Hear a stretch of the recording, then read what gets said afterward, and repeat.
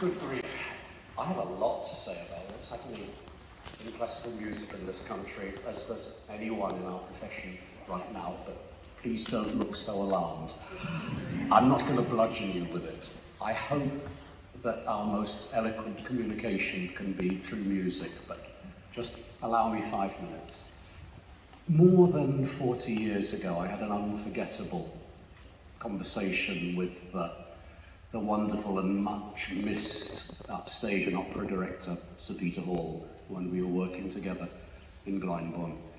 He was in this time, in the Thatcher years, running the National Theatre, and was very much someone who was defending the whole cultural sector. And we sat and had lunch. I said, Peter, it's a cheeky question, but it seems like every month the Prime Minister is attacking you from the Commons. How does that feel? He says, oh, to be honest, Simon, it doesn't feel wonderful, but someone has to do it. And then Peter looked and did his most charming smile with the most mischievous twinkle in his eyes and said, and guess what? It'll be your turn next. And so, thank you, Peter. You would probably say this much better than I do. But there we are. The last few months have been devastating for our sector. After the Arts Council's swinging cuts in November, which have affected all of us and left some extraordinary groups fighting for their lives, we were all stopped in our tracks at the proposed vandalism by the BBC, of which the closure of the BBC Singers was only the tip of the iceberg. When the two largest supporters of classical music in this country cut away at the flesh of our culture in this way, it means that the direction of travel has become deeply alarming. It's clear we are facing a long-term fight for existence, and we cannot just quietly acquiesce to this dismantling or dismembering of so many important companies. There's nobody here tonight, even musicians, who do not recognise the enormous challenges faced by the world at present, in this country in particular, where people are struggling even to feed and eat themselves. But none of this is a force majeure. It is rooted in political choices. And we do have to ask ourselves, when we are hopefully the other side of this, what kind of country do we want to live in?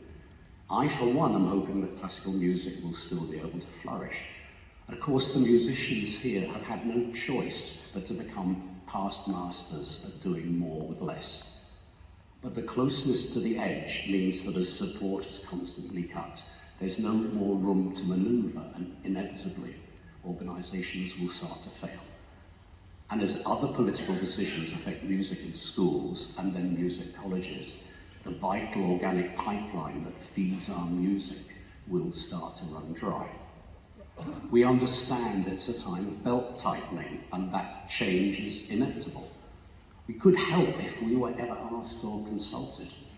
Classical music is still a very fragile, interconnected ecosystem, and we know about adapting it without damaging any of the vital functions along the way.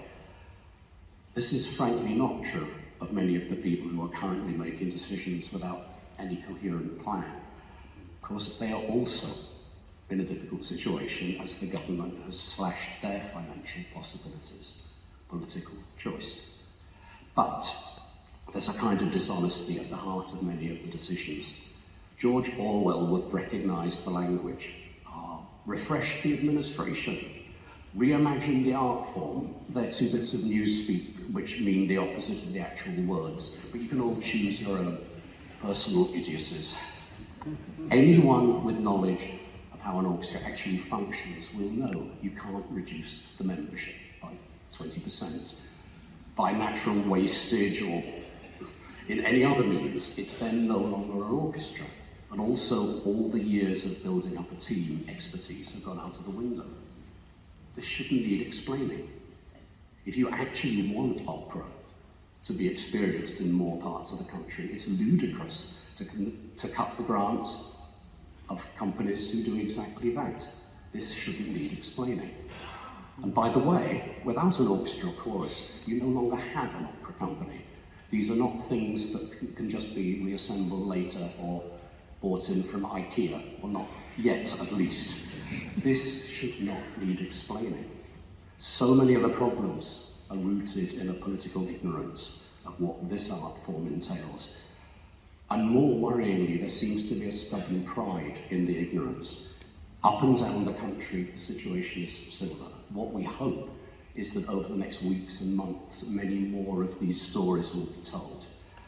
We're in a fight, and we need to ensure that classical music remains part of the beating heart of our country and of our culture.